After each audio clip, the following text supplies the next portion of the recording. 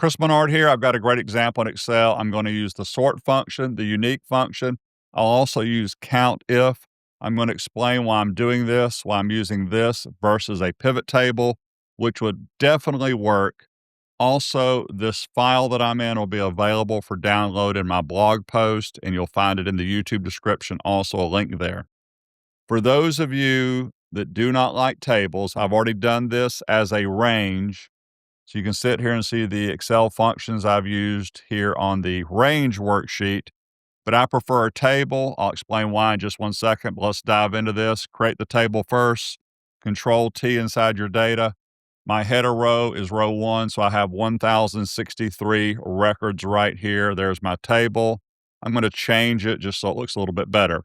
What I want to figure out is for every car brand that I have in column B, how many times was that vehicle ordered? So how many times did Toyota get ordered? How many times did Ford and GMC?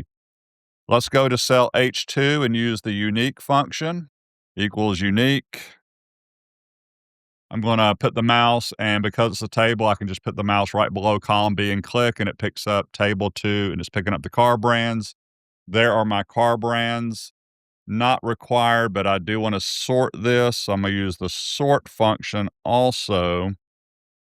Now I've got them sorted in the order I want.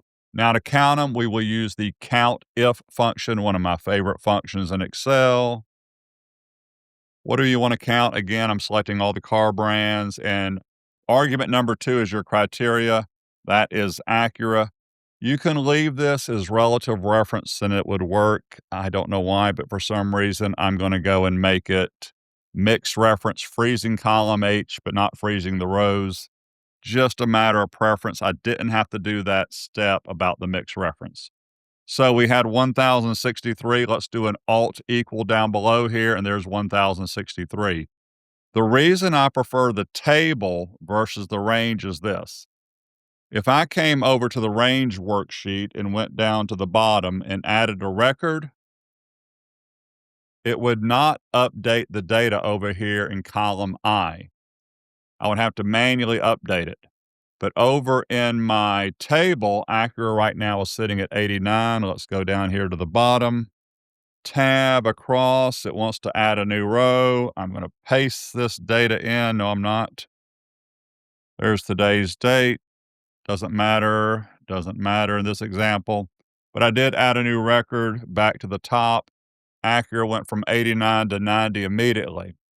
Now, I could have done a pivot table on this worksheet also, and there would have been nothing wrong with that.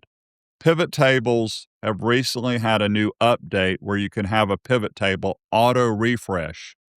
The reason I may do exactly what I just did versus a pivot table is if somebody asks me for this data, and let's say they don't know how to refresh a pivot table, which is a right-click refresh, which is very possible, this will always be updated and correct versus the pivot table if they don't have the auto refresh feature yet, or they haven't enabled it for this spreadsheet.